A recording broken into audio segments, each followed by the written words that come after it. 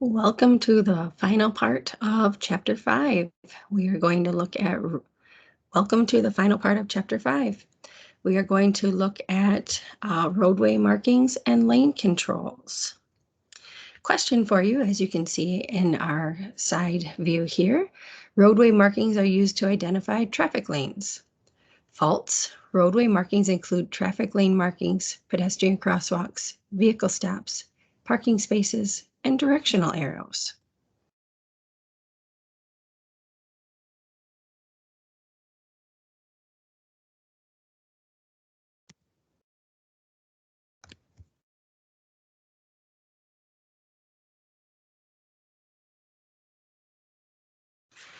So here we are looking at lines. We have broken yellow, solid yellow, and double yellow.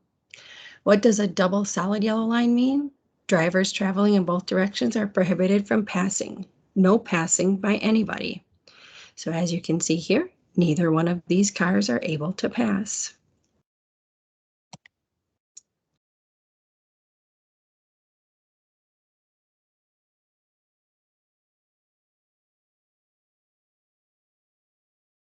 These We'll back up a little bit. There are also situations where drivers will encounter pairs of dashed yellow lines. Double dashed broken yellow lines are a sign of what type of lanes. They are reversible lanes. Traffic could go in either direction. Where might you encounter reversible lanes? On multiple lane streets in high traffic areas. One example might be a dense downtown area. Why are reversible lanes used? To assist with traffic flow in tunnels and bridges, to ease the flow of traffic during peak times where traffic flow is heavily imbalanced for a short period of time, such as morning and evening rush hours, sporting events where large numbers of vehicles are moving towards venues before the event or away from the venue after the event, evacuation, such as to escape a hurricane, or even a zombie outbreak.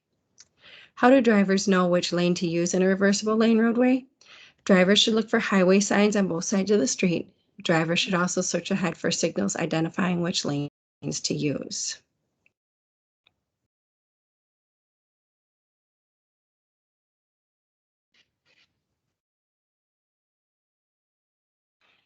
Not only do signs and signals provide guidance on the roadway markings also assist drivers in navigating safely. This short video helps you identifying roadway markings and their meanings.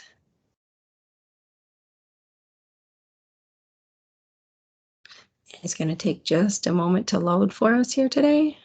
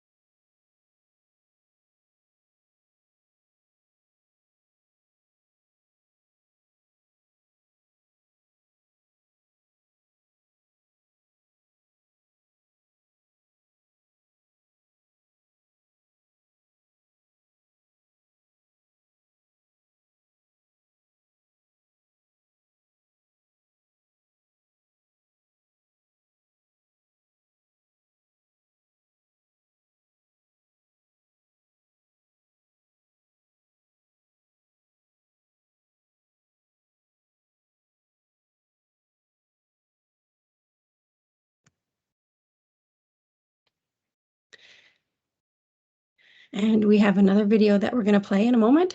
3 video questions presented at the end of the video content. And you can see I may pause the video to discuss. Let's look at a couple scenarios dealing with the sign signals and lane markings. What type of information signs of this color present to drivers? Green signs provide drivers with information to navigate, such as directions to cities and distance to exit ahead. What should you do at the signal? And we'll find a signal in the video that we'll talk about. Every flashing red light is the same as a stop sign. You must completely and make sure the way is clear before proceeding. If a blinking red light appears, all drivers approaching the intersection is to be treated as all-way stop intersection. And final question, we're going to see the dashed line on your side of the roadway means you may pass, but oncoming traffic may not pass. However, simply because you may pass does not mean you should pass. Anytime you pass, you must be completely safe and not interfere with the other roadway users.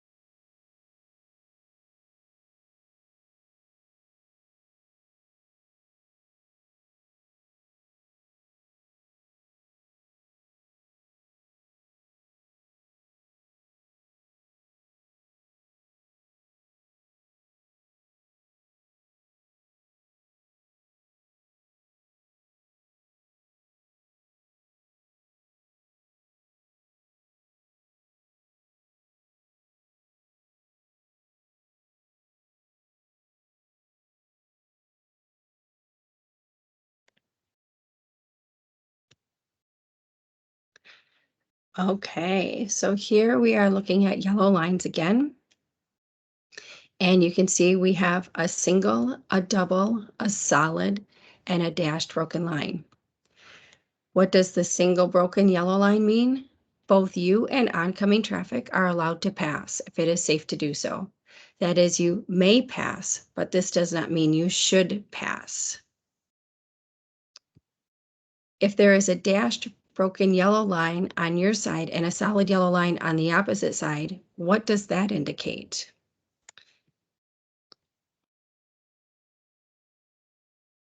It indicates that you may pass another vehicle if it is safe to do so, but oncoming drivers may not pass. So this is right here, the picture that we're talking about. This car would have the ability to pass if there was a need to. However, if there was an oncoming car in this lane, it may not be safe to do so, and so they would not be able to pass. The final one we're going to talk about here in this slide is if there's a solid yellow line on your side and a dashed broken yellow line on the opposite side, what does that indicate? So here we have the solid yellow line and then the broken yellow line that we're talking about. So this car here is going in this direction, and we can see this blue car would like to pass this red car. They would have the opportunity based on the lines to do so. However, based on spacing, there potentially could be an accident because there's not enough space to move. What does a double solid yellow line mean? Well, it's simple. Drivers traveling in both directions are prohibited from passing. No passing by anybody. And this may be because maybe there's a hill, maybe an area where it's not safe to pass, maybe a curve coming up. There could be a various amount of reasons as to why the yellow line is there, but it certainly means nobody there should be passing. And then, as we talked about, these are reversible lanes. So I'm just going to skip on to the next one. What are these four signals used for in reversible lanes? And so we have the red X, that means the lane is closed. So here you can see the red X telling us that we should not be in this lane. And as oncoming traffic is using this lane.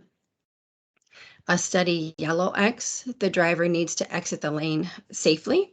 Right here, for example, as maybe this signal will soon become red as it needs to change, and the lane will be filled with oncoming traffic. So you can see here that here is the yellow, and this car is trying to merge over as it should become a lane for cars going this direction. And finally, the green arrow, the lane is open to you and you may drive in this lane. The flashing yellow X, the lane is used for left turn lanes only. Your turn is not protected, so be sure oncoming traffic is clear. Oncoming traffic is also typically allowed to use the same lane to make left turns. So in effect, you are sharing a left turn lane.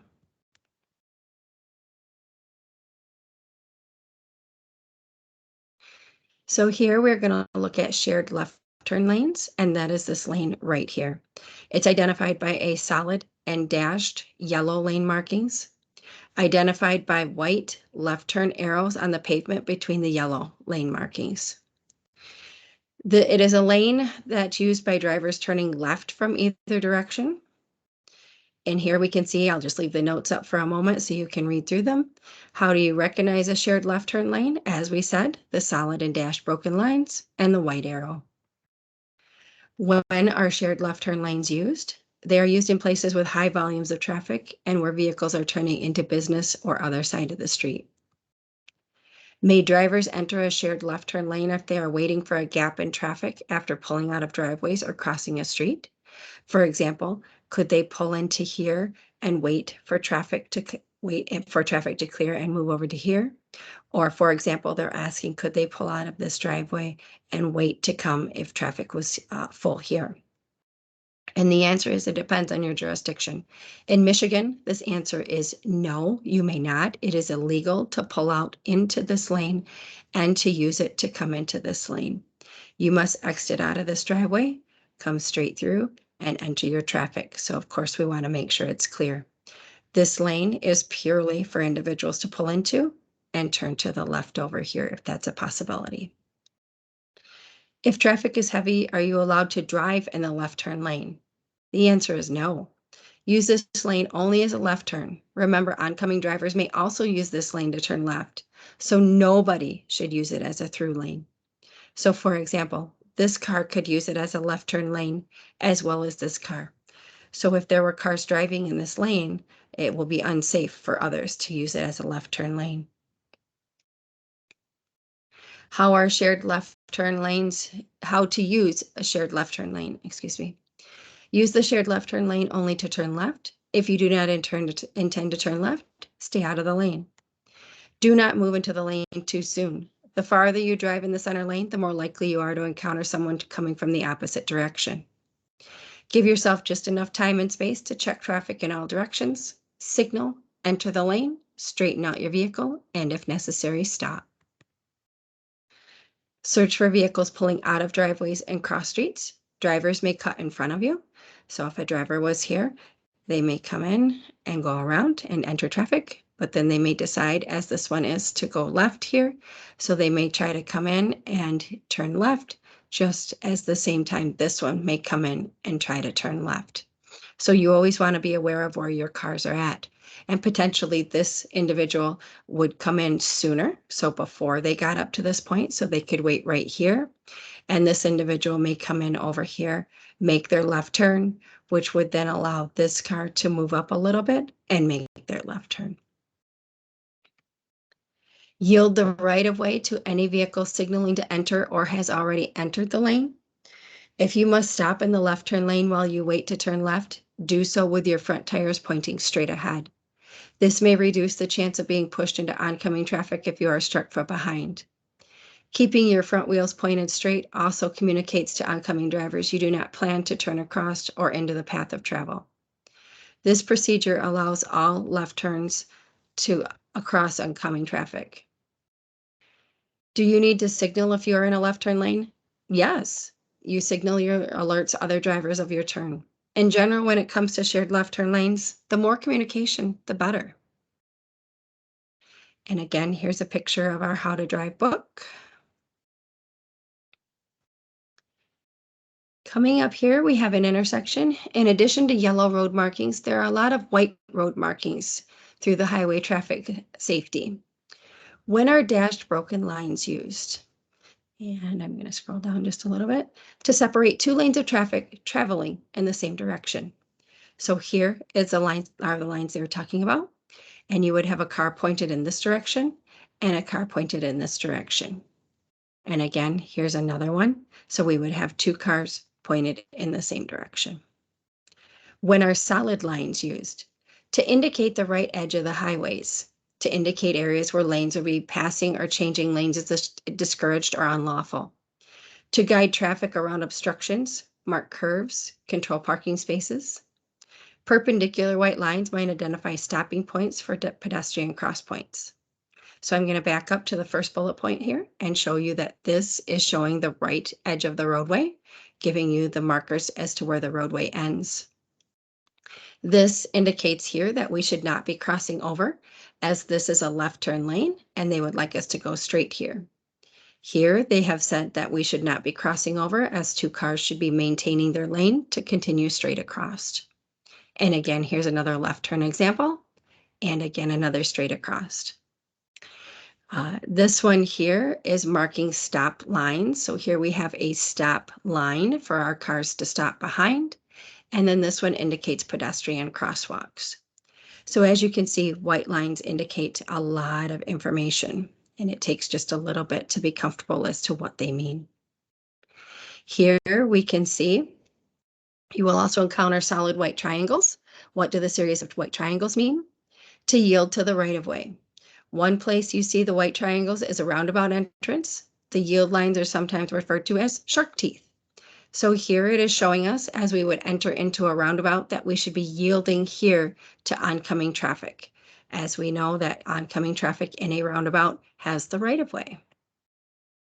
White road markings are not limited to just solid and dashed lines painted on the road surface. White symbols such as arrows, white words such as stop ahead. So we can very faintly see arrows here are showing us that we should be moving in this lane in this forward direction. The arrows here show that we could be moving straight or we could turn to the right. Here we have more. We have a stop ahead. So this is showing us that a stop would be coming up. Here is a stop line, and then of course a stop. This shows us that there is a school crossing. So we are in a school zone area and we must be aware of our speeds. Here, this is showing us that this lane that we are traveling right here, we should be turning left, and this lane allows us to go straight. And here we may see these on the road, and this is indicating that a railroad crossing is coming ahead. And arrows, we'll read the directions here on the side. Arrows controlling the direction of traffic. These often appear with the word only. So this one might have the word only with it. These road markings are typically installed using reflective paint. Upcoming stop ahead, right here, and school zone crossing or railroad crossing, as I have already explained. And here, what about a white diamond symbol on the pavement? What does this mean? And they're discussing right here, excuse me. It marks a restricted lane. Only certain drivers or vehicles are allowed to travel in these lanes. What qualifies a lane to be restricted? Heavily traveled city streets and expressways. Traffic in restricted lanes typically travel faster than traffic in other lanes. That is an advantage of restricted lanes. Who is typically allowed to drive in restricted lanes? Bus and high occupancy vehicles. So vehicles that maybe are holding others, multiple people, such as maybe a school bus or another vehicle that may be sharing with others to get them to work on time. Some jurisdictions also allow other users to use restricted lanes, such as motorcycle riders, hybrid vehicles, electric vehicles, and carpools. How does a driver know if they may drive in the HOV lane? The HOV signs indicate the minimum number of occupants required in the cars, such as for carpool cars. These signs may also contain additional information, such as specific types of vehicles allowed to use the restricted lanes, times of day, and times of week the lane is restricted.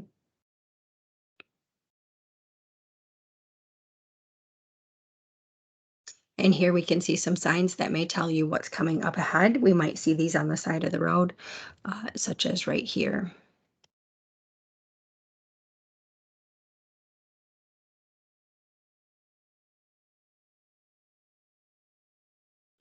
And here, roads may encounter, most road markings you encounter are yellow and white, but those are not the only colors used for road markings. There are other colors as well. Let's look at a couple more colors you might see. Question: what does this green colored lane communicate to road users? Cities often use reserve green lanes for bicycles. You may not drive in these lanes.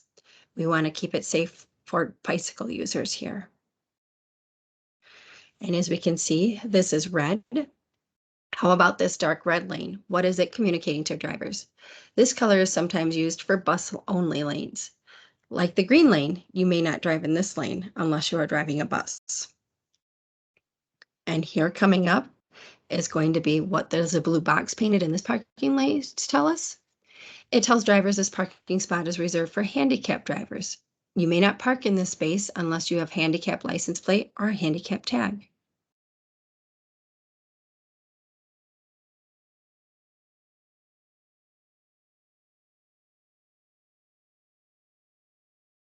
What do these green markings mean along the curb and surrounding parking spot? This marks parking spot reserved for electric vehicles.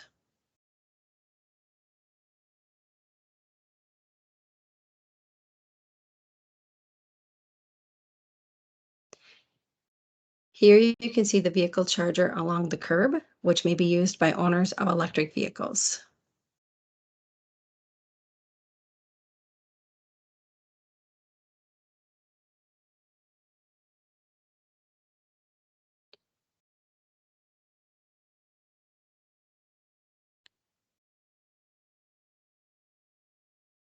What does the yellow zone along the curb tell drivers? This marks a loading zone. Actually, a loading and unloading zone. Typically, drivers may only park in this area for however long it takes them to load or unload their vehicle.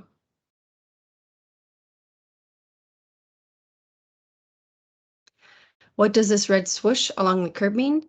It means do not park here because this is a fire lane. This is not a space reserved for pyromaniacs. It's reserved for firefighting vehicles and emergency responders. Parking here equals big trouble. Next, we're going to go on to communication. Communication on the road is not limited to signs, signals, road markings. Road users must communicate with each other too. What are some situations you have seen or experienced where another driver failed to communicate something useful to you? Were the driver of the vehicle you were in?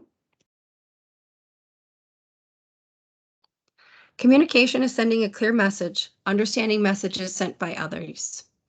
As we have seen in this chapter so far, the roadway communicates information to us in many ways. The question is, are we receiving those communications? Are we reading the road? There is a second and critical form of communication throughout the highway traffic safety, and that is communication along its road users, including driver to driver, bicyclist to pedestrian, pedestrian to driver, and so on. Communication along road users is one type of effective ways to prevent conflict. Support reduced risk driving. Communication provides order, helps make the highway traffic safety smooth and predictable, and can help prevent, oops, excuse me, my marker jumped here, and can help prevent potential conflicts from being full-blown emergencies. It basically involves an exchange of information. Communication involves both sending and receiving information. Senders must choose the best method and time to send messages. Receivers must perceive and accurately understand messages sent by other users. One key is to avoid the trap of believing that just because you have sent a message to another road user, that they have received your message. Do not assume. Communication is the most effective when eye contact happens, but is also the key to managing space around your vehicle, protecting your donut. Communicate effectively, and you will go a long way towards reducing the risk of driving for everyone.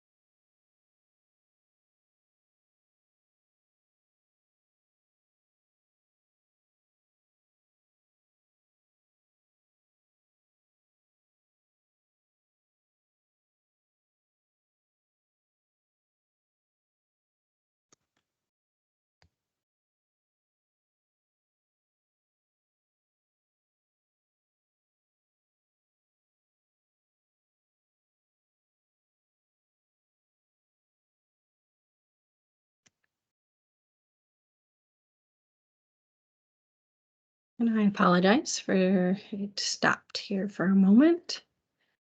I will try to get it back for us.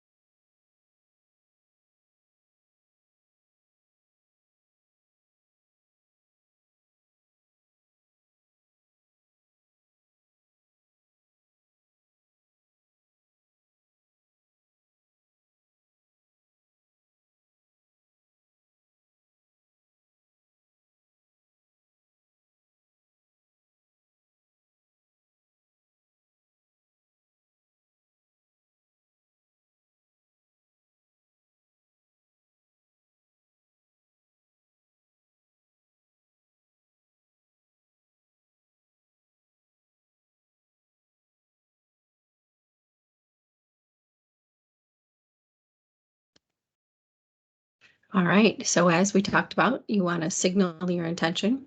If every driver communicated appropriately, there'd be a lot fewer surprises, as well as fewer vehicle colliding with each other.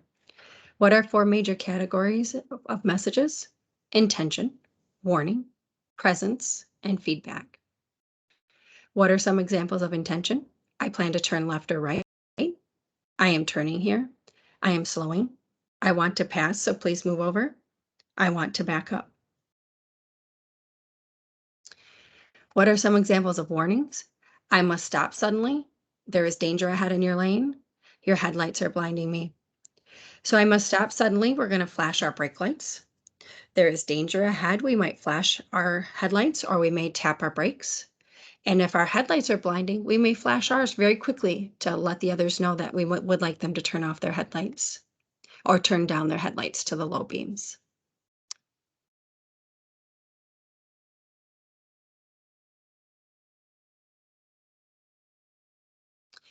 And then presence, I am over here. Do you see me? I am parked. And other questions or other opportunities. Um, Maybe that we honk and let them see us. What are some examples of feedback? I see you. I get the message. Go ahead. I will stay here. Way to go, Ace. Not a good message to send. And thanks for helping me. Hand signals. What are some methods drivers use in communicating with other roadway users? There are at least 5 methods drivers use, and for best results, each method is chosen based on specific traffic situations. Electric signals. These signals are designed in the vehicle itself and include turn signals. Turn signals cause lights on the front and the rear of the vehicle to flash on the side of the intended change of direction or position. Brake lights. When you press the brake pedal, 3 brake lamps on the rear of your car light up in red, and they're showing it here with the arrows. Reverse lights, white backup lights activate when the gear shift selector is moved in the reverse position, and that's going to be right here. Reverse lights help a backing driver to see better in darkness. However, even daylight backup lights communicate to other roadway users when a vehicle is in reverse gear. Four-way emergency flashers, also called hazard flashers. These cause the front and the rear turn signals to flash at the same time on both sides. Hazard flashers are used to communicate to other road users that a driver is experiencing trouble. The horn, a quick friendly taps gain another's attention. Sharp blasts issue a warning. Prolonged blasts are seldom used as they can be considered to be aggressive gesture.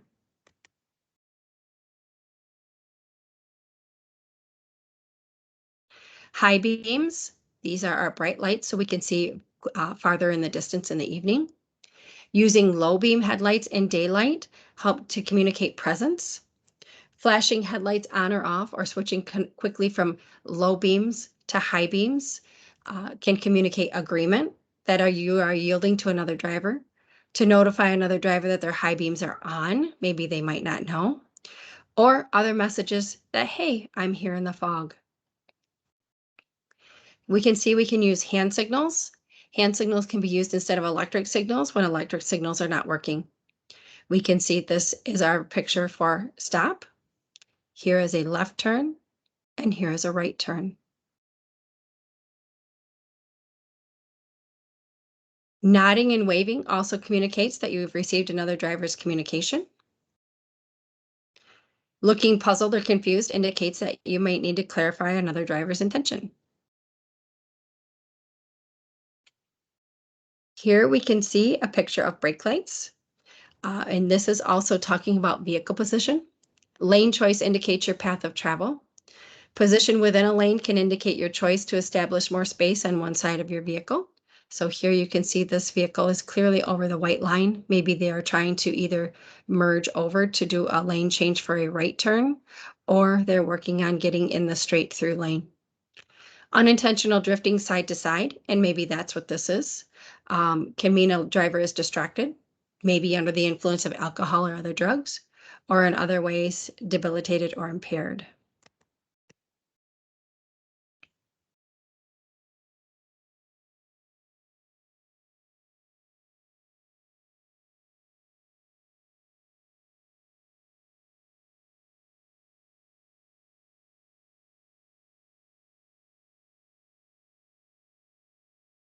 And you can see here he's distracted.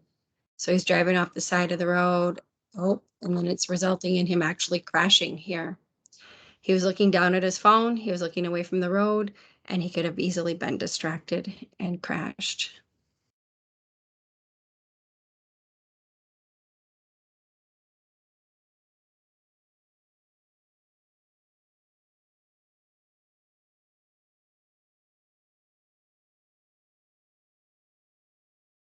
Okay, so the driver seems to be looking ahead down the road, so she may have been mentally distracted, or she may have been tired or driving impaired. She was also following too closely, only about 1.5 seconds back.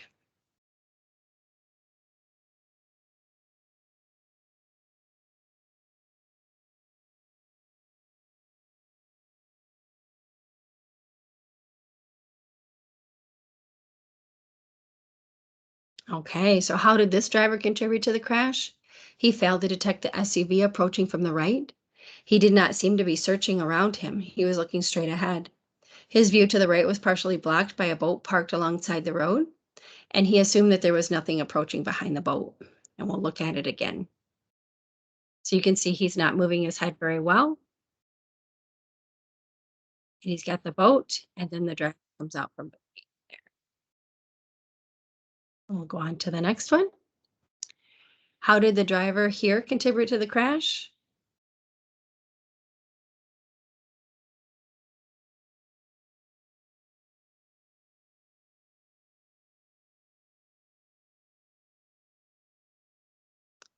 Maybe he was distracted because he was adjusting his audio system. He could have easily avoided this crash if he was paying attention. He should have anticipated that the other driver would have entered the intersection. His eyes were not up as his brain was not focused on driving. And we have one more here. How did the driver contribute to the crash?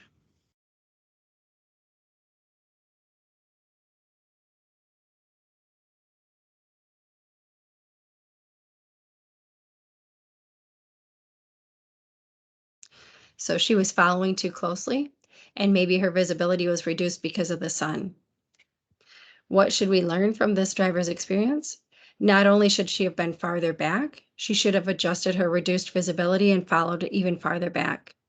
Glare can definitely make it harder to see. A big D, the big donut of space around your vehicle. Space is your best friend when driving. It's hard to hit anything when you have enough space around your vehicle. Okay, at this point, we're going to stop here. These are target zones. As we have talked about in prior meetings, these target zones don't seem to be working very well, and it's an area that the company is working on to update and fix. So at this time, you have completed Chapter 5, and we will be working on our next unit, or Chapter 6, in just a little bit.